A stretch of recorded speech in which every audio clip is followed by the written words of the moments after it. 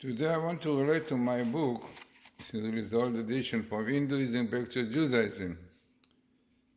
The idea is, I wrote in the first page, a deeper insight into the values of Judaism, values which have become essential in today's world of quest for a meaningful life. Definitely, this is really what today people are looking for. Now, this book is based on the idea that wisdom of Hinduism, this wisdom really is connected with the wisdom of Judaism, as we find about Solomon, the wisdom of Kedem. Kedem, as we see just now, is really India, the East, and the wisdom of Judaism, right? Very close connection between them. Now, the book, which is called in Hebrew Nishmat Chaim, Soul of Life, so the author, Rabbi Menashe ben Israel, a few hundred years ago, 200 years about, and he says the following in his book about Abraham. When he went down to Egypt and lived there, he taught his philosophy, after which he sent the sons of his concubines away from Israel. While he was yet alive towards the east, to their holy land, India. Interesting, this is what he says. After research, we see just now. And he says they also disseminated his faith. Behold, you may see there are Abrahamites, by meaning today, who are today called Brahmins, as we say, they are the sons of Abraham, our patriarch, and they were the first in India to spread this faith, as Apollonius, Tionus, who spoke with them, and King Yarcha, face to face, testified, and they spoke the truth, for from the seed of Abraham, this ideology was created anew. From there, the new belief spread all over India, as is evident from the writing of that period. Their faces are very often thought of as Pythagoras' invasion, since it had disappeared for few years, but he was not the originator. Also, this was the quote followed by Alexander Polyster, who heard and studied it from the prophet Yechezkel, who was his mentor. So it's very, very interesting, that all those things in my book I tried to show, after reading a lot of their books, and clearly observing this similarity. Now, the reason that I wrote this book is in the introduction of this book. I said that this book was written after many conversations with Jews who decided to return to a staunch observance of the Jewish faith after encounters with such Eastern schools of spiritual practices, as yoga and others, transcendental meditation, and even levitation. Some of these people had spent long period of time in India and Tibet, despite some lightening inner experiences during their involvement with Eastern sects. These spiritual seekers felt that they were still far from attaining the total bliss promised to them by their mystic teachers. Not only did their dreams of happiness remain unrealized, the arid spiritual emptiness in their souls grew more and more with each experience. This is because, according to our teachings, Torah, the nature of the Jewish soul is different than that of Gentile soul. We believe that the source of a Jewish soul lies in the upper worlds and that it is possible to reach this source only through strict adherence to the commandments of the Torah, the 5 books of Moses. Yeah. Among our Jewish youth, there are still many who wander aimlessly through the milieu of strange cults, looking for peace and happiness. They don't know that the spring of true happiness lies in their inherent tradition of Torah. The men and women who have rediscovered their Semitic heritage continuously express their amazement of the multi-dimensional world of Judaism. We never knew that the Torah deals with all matters found in the Eastern teaching, they said. And not only this, but it is our view now that Judaism is the source of the wisdom of the East. Very important. So this is really the introduction which brought me to write this book. And I brought a very interesting thing in the introduction, that it is my belief that the wisdom of the Hinduism only contains the Hodu.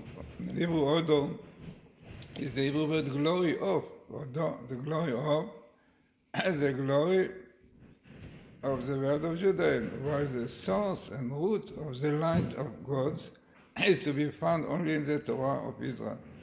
The fact that many concepts of Eastern thought are remarkably close to that of Judaism was recognized long ago by Menashe ben Israel. He said, who said that the sources of Eastern wisdom were the presents which Abraham gave to his sons and Keturah, from Keturah, under the name Agar. And those was given as a wife to Abraham by his first wife Sarah. So we know the story. So very, very interesting. So in order to see idea in Judaism, which is really a very important principle in Judaism, let us start with the first chapter in our book, which is under the title Air and Earth.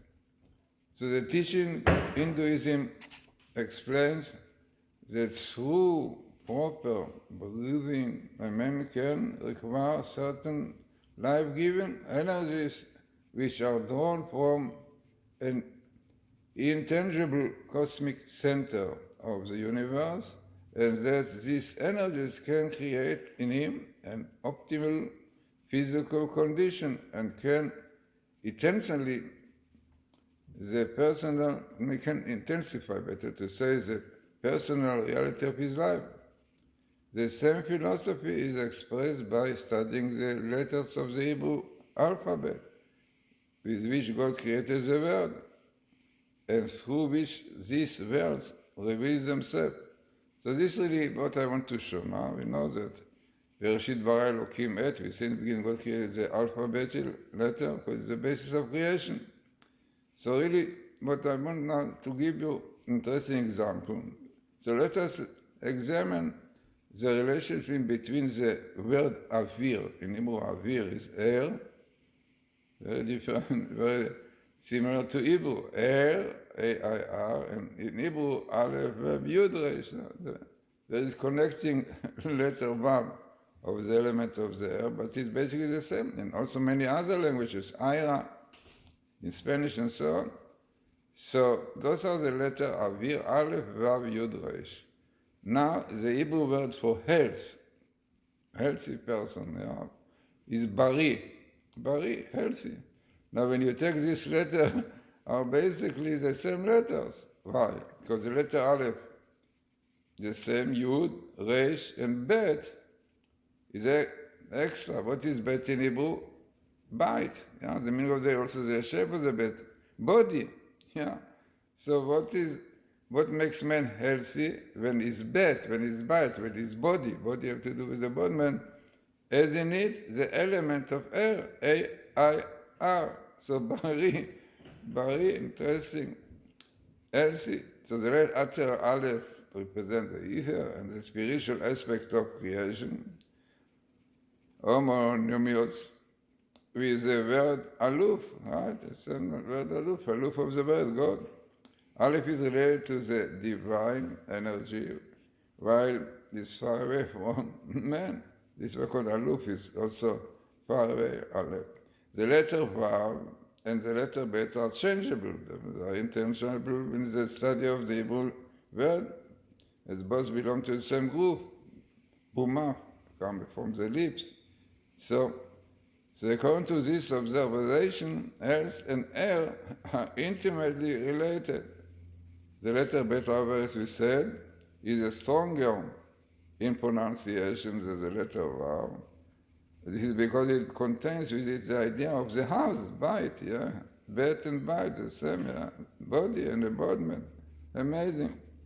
So this is definitely unbelievable, clearly showing the connection between breathing, very important in yoga, meditation, and what is behind these letters, here, Avir in Hebrew, and Bari, Bet, Resh, Yud, Aleph. Even the letters are opposite because this is a lung. In Hebrew, lung is Re'ah, Resh, Yud, Aleph, the same letter. Re'ah is like you have the air in Hay. Hay is 5.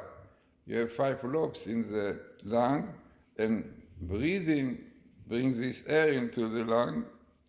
So it's tracing what Jewish mystical books said about this. So Jewish mystical books reveal that after God created light, He placed within this light the element of the letter Yud. It means the Or, in Hebrew, Or is like Or, light, yeah? So it's written in the Torah, the first thing God said, Yehi Or. He created light. And the light, after it got the letter Yud, Yud is the oxygen, yes, we spoke about it, quoted the book of creation, every letter represents another element and so on. So the Yud, which is also a letter in Chaim, twice Yud, oxygen, a lot of John, the Moach. This is why the word Chaim is Moach, brain, with a lot of oxygen. So when after the second stage, after God created light, Aleph, Vav, Resh, O, then He put the Yud, oxygen, and then air became. So the letter alludes to the element of oxygen, as it is evident from the compound mayim, water, which consists of 2 mem, 2 hydrogens, which represent 2 atoms of hydrogen, and the letter Yud, which represents the single oxygen atom. Amazing. So this confirms what science later discovered, that oxygen was introduced at a later stage in the creation of the world. So this is the letter Yud in Avir, in air. Then, what more about this? So the letter Resh, the letter Resh represents many different movements of the mouth and tongue. We say rushing, running, rolling, rapid.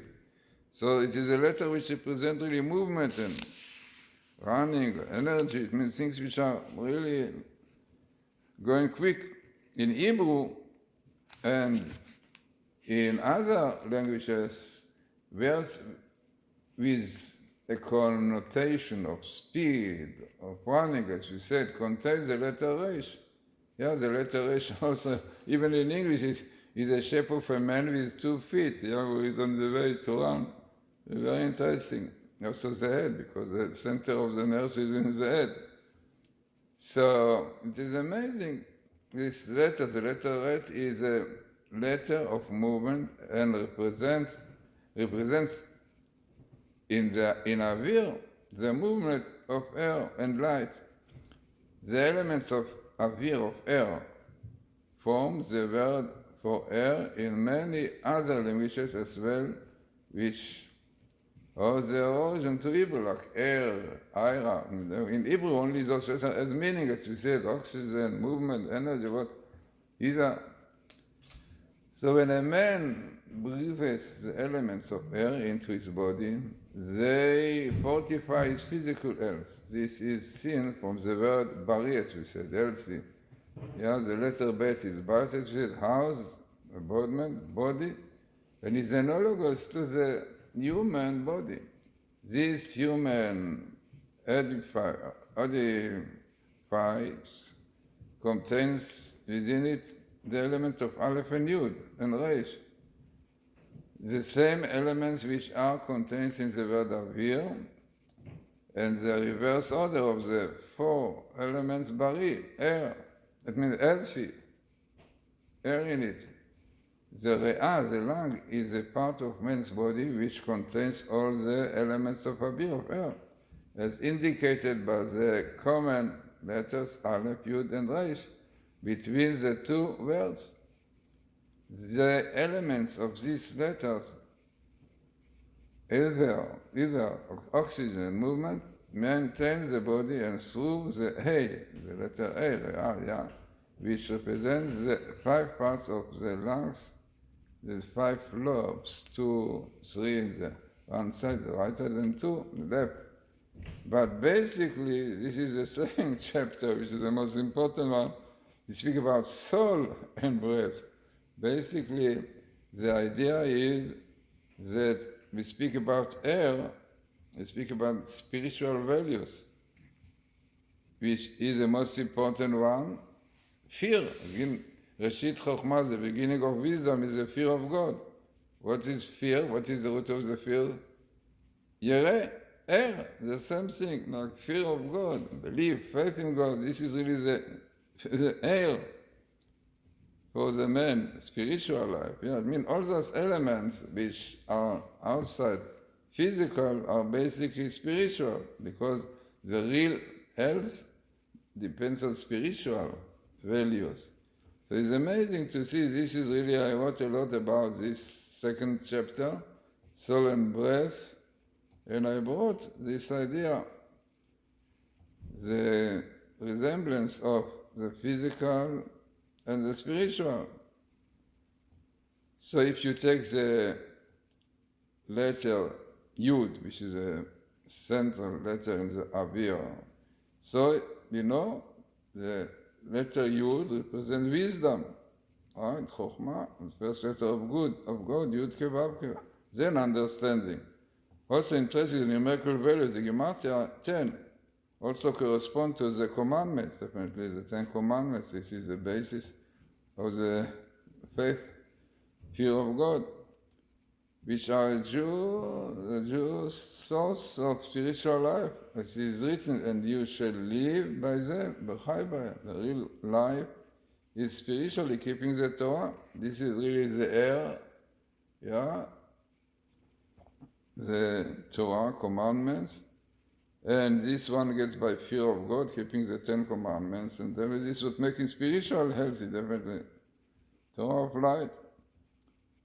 So I got a lot into this idea in this chapter, and clearly showing connection between the Hebrew word neshama. Neshama is a soul. Neshama. Nun shama, also 50. There, 50 represents the highest level of purity, understanding. Nun, we said noon time, light. And neshima is breathing, the breath. What makes the difference? The yud, the oxygen. For the neshama, you don't need the oxygen, you need Torah. But for breathing, you need the yud, the oxygen. This is why neshima and neshama have similar letter, only the neshima have the letter yud. So amazing, because neshama, however, lacks the yud, and therefore is above nature, just as O, the same thing like O, light, is the higher spiritual entity than Avir, also the same thing. O is light, you don't need the oxygen. The oxygen you make it Avir after.